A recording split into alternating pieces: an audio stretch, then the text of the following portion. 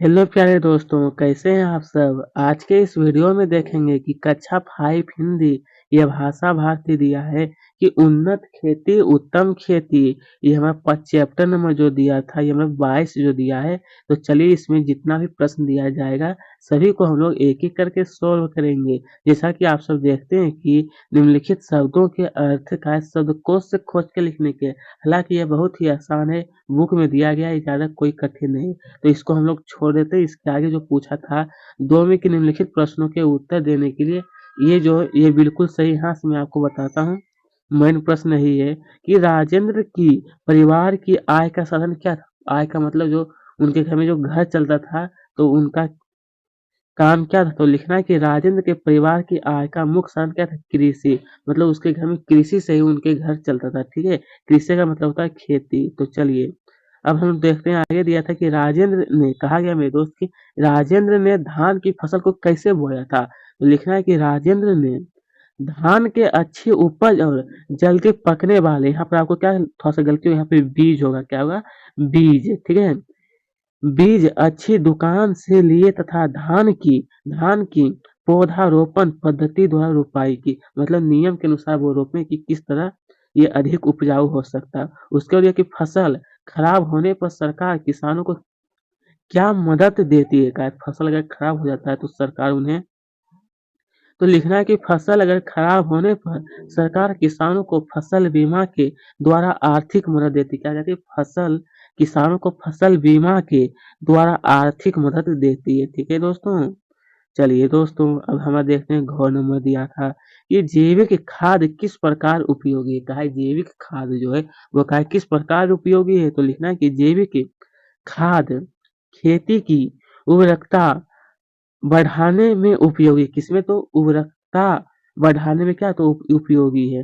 उसके आगे जब हम लोग बढ़ते हैं तो यहाँ पर आपसे देखिए कि राजेंद्र राजेंद्र ने अपनी आय, कहा राजेंद्र ने अपनी आय बढ़ाने के लिए फसलों के अतिरिक्त क्या क्या उपाय किए? राजेंद्र जो था, तो यहाँ पर उत्तर में लिखना है आपको मेरे दोस्त कि राजेंद्र, यहाँ पर हो जाएगा मेरे दोस्त कि राजेंद्र। ठीक है, थोड़ा सा सुधार लेना है, टाइपिंग में थोड़ा गलती हो गया था। ठीक है, राजेंद्र ने अपनी आय बढ़ाने के लिए, यहाँ पर आपको राजेंद्र कर लेना है। ठीक है, ध्यान से आपको, गाय भैंस पाले, गोबर गोबर गैस संयंत्र लगाए, मधुमक्खी पालन का काम शुरू किया। ये सब वो काम करते थे। हालांकि ये सभी जो होता है वो कृषि के अंतर्गत आता है।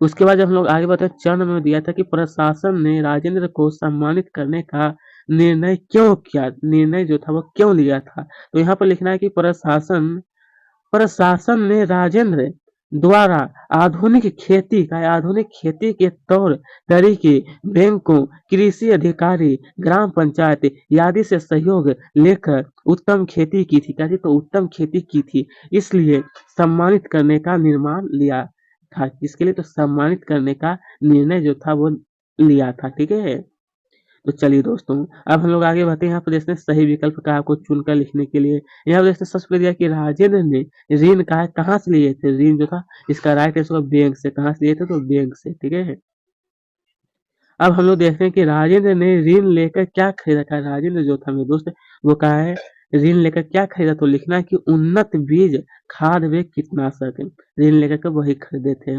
उसके बाद फिर ग में हमें दिया था कि सिंचाई का बेहतर तरीका क्या है? सिंचाई मतलब खेत में जो पटवन होता है उसके बेहतर तरीका क्या है? तो इसका हो जाएगा कि ये नंबर हो जाएगा। मतलब इसमें आपको टिक लगाना है कि व और सो दोनों, वो और ये सो, मतलब ये दोनों पद्धति क्या बिल्कुल सही है। ठीक है, तो इसमें आपको टिक लगा देना है। फिर इसमें दिया था कि धान की फसल बोने का अच्छा तरीका तरीका क्या है? धान की फसल को बोने का अच्छा तरीका, तो रोपण विधि से बोना। किसके? तो रोपण विधि से बोना। इससे क्या तो अधिक फसल होता है। उसके बाद जब हम लोग आगे बढ़ते मेरे दोस्त ने दिया था कि भाषा अध्ययन की निम्नलिखित लोकोक्तियों का अर्थ स्पष्ट कीजिए। मतलब आपको कुछ लोकोक्तियां दिया जाएंगे जो कि उसका अर्थ आपको बताना होगा।